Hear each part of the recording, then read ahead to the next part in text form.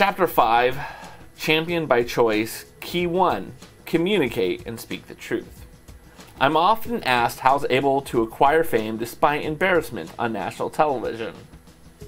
Media critics are especially curious. How is it possible for someone without true musical talent to succeed in the entertainment industry? To this day, I am not sure of the answer to either of those questions. The answers may reside, however, in something I've heard from my friends and supporters. They all seem to agree that one common trait that I displayed: authenticity. And if I came across as genuine, it's simply because I actually was. I did not script my responses, nor did I rehearse any potential question and answer scenarios. I just reacted to the situation. If you realize the judges are just playing the roles and doing the job they've been paid big money to do, it seems pointless to lose your cool over it. While I might be scoffed at for not having professional level musical talent, my character was never questioned. I behaved decently and maturely. What audiences saw was the genuine William Hung. I've always prized authenticity as the key value in my life, and I've learned that being authentic requires you to be honest with yourself. As a result, I expect honesty, even when it might be difficult. I want to be able to be honest with others. I also want them to be honest with me. I think it's fair to say that most of us do want that level of honesty. The problem is that speaking the truth can be difficult. That's why the first key to becoming a champion by choice is communication that is genuine. I 100% agree with that. If you think about who, I'm willing to admit I do not watch any of the big streamers on Twitch or anything, but the people who I tend to watch and gravitate to feel genuine. Even the people who are obviously influencers, right?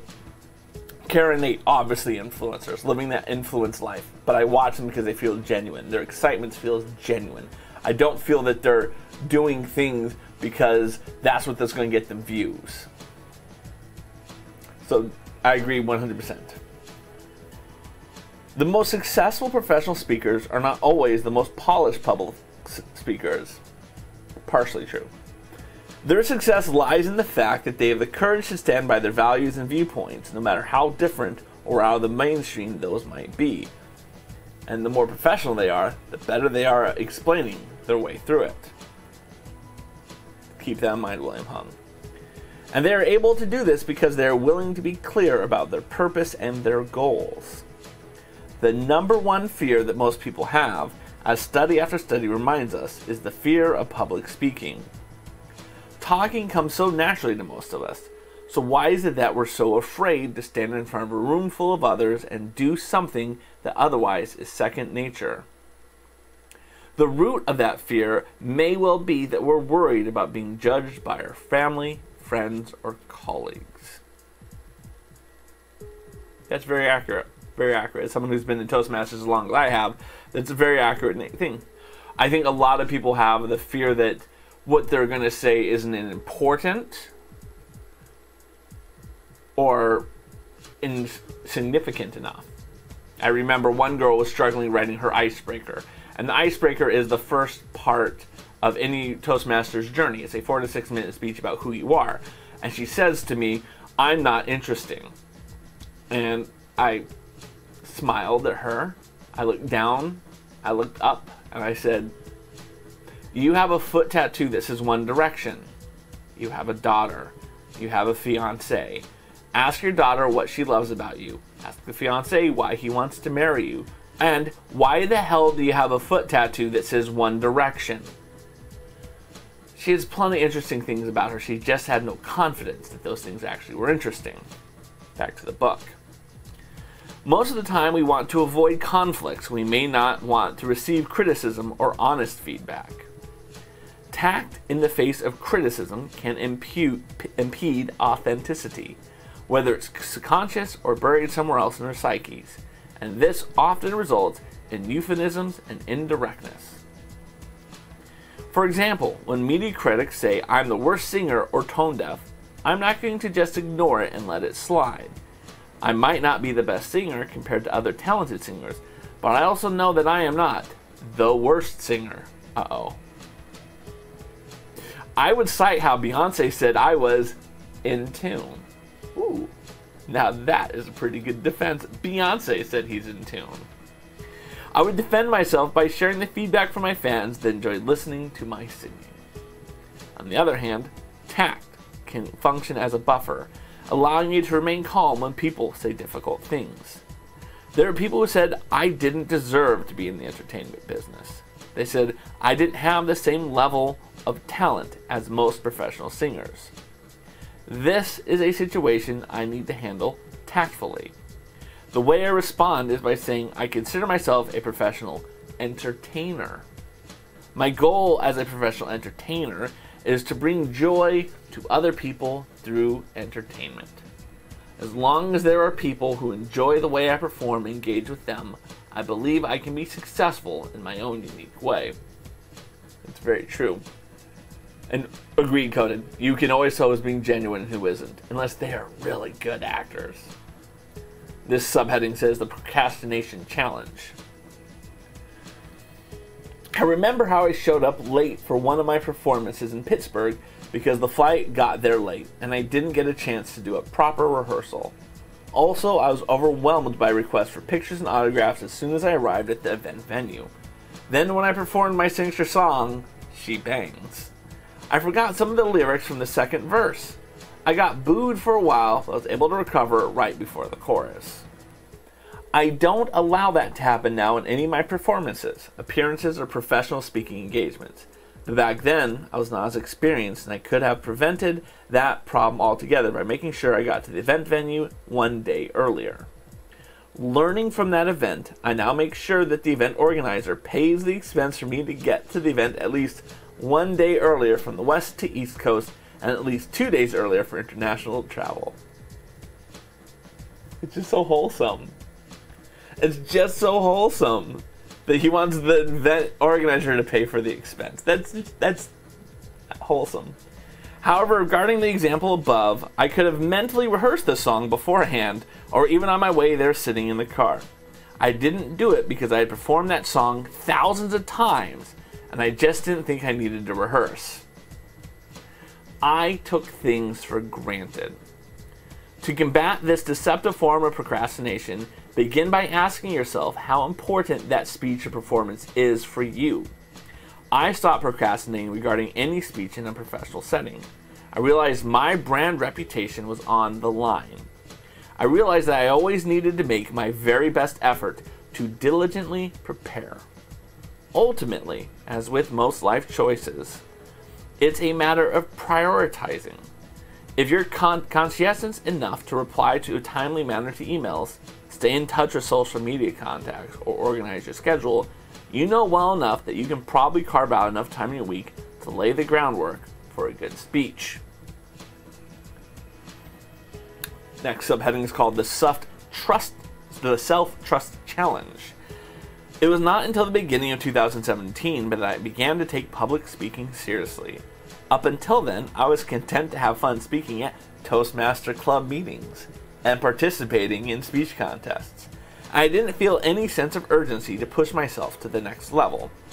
Then one of my friends asked me at the end of 2016 if I had a New Year's resolution. I thought about it and replied that I wanted to inspire the world and I wanted to help people go after their dreams so they could live a happy and fulfilling life. That not only remains my resolution, it has become my calling. It's generally accepted that we give up on our dreams at some point. We attribute this to the insanity-inducing amount of effort required to pursue those dreams. And while somebody may win the lottery, whether literally or metaphorically, it typically takes a lot of hard work to bring a dream to fruition. And putting in that work requires a commitment to achieve a vision, which is something that many people don't have. But don't worry. That level of desire is not something you're either born with or you're not. On the contrary, it's something that anyone can acquire. Instead, draw upon the current events of your own life experiences to create an authentic connection with your audience. I am not someone who enjoys writing a speech word for word. I know that about myself. Nonetheless, I can still create effective and engaging speeches without worrying about achieving perfection. Your audience doesn't expect perfection from you, but they do expect you to be honest and authentic.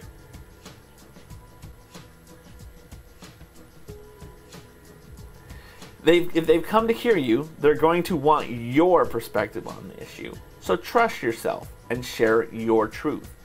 Of course, sharing your truth will garner some critics, and that's just a fact of life. In one of my more recent speeches for a local community event, I talked about the need to make crazy choices if you want to be successful. I talked about my crazy choices to audition for American Idol, to marry girls from a Chinese online dating website. He married a girl from a Chinese online dating website, and to go for my dream to become a full-time professional poker player. Things I will describe in more detail in the upcoming chapters of this book. I really want to hear about his dating life. That sounds bad that I want to know this, but I really do. My perspective is that my crazy choices are not really that crazy. To me, they are rational and calculated. Of course, there are people who would disagree, and that's okay. I received a lot of great feedback from that speech because I provoked emotions in the audience. Keep in mind that if you don't get criticism, you probably aren't saying anything worth analyzing. If it's helpful, think of criticism as other people's way of opening a dialogue with you and encouraging you to be able to defend the claims you're making. Also appreciate that there will be a group of people who are enlightened by your message and I'm grateful that you took the time and had the fortitude to present it. The last subheading is the Concision Challenge. During my first professional speech, which I delivered in Malibu, I went on far too long. Oof. I remember that the organizer wanted me to talk for about 45 minutes, but I didn't have compelling content for 45 minutes. I could see that people started losing interest after about 30 minutes. On the very next speaking engagement, the closing keynote speech for the Asian Real Estate Association Installation Gala, I was only allowed 15 minutes. That speech was so much more effective. People were emotionally invested throughout the speech, and everyone gave me a standing ovation. This made me realize that longer speeches are not always better. Sometimes the opposite is true. Commit yourself to a single key point for people to take home.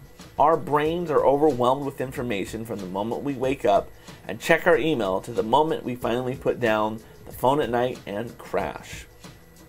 Your audience will forget most of what you said. They won't, however, forget how you made them feel, whether it's resentful, inspired, sleepy, energized, ripped off, or valued. In the second speech, I worked from the premise of one of a kind, discussing how we Asians are indeed one of a kind and need to be treated as unique individuals. I focused solely on supporting this key point as the takeaway for my audience. If you've ever listened to a presentation you found confusing or hard to follow, it's likely because the presenter just tried to pack too much into one presentation. No doubt, that person had noble motives and has much to share. But unfortunately, that's not the ideal way to share information. In fact, by overloading your audience, you're more likely to strike them as a pseudo-expert who spends too much time on Wikipedia. Craig Valentine, 1999's world champion of public speaking, and yes, there is a competition for such a title, suggests inserting one key phrase throughout your speech. While this technique is not mandatory for compelling speech, it can be a useful tool. Throughout this book, you will see the key concept championed by choice. This concept is critical because we need to focus on the choices that we make every day and to decide whether they lead us in a direction of success or failure. The next chapter is called Your Stories Are Valuable.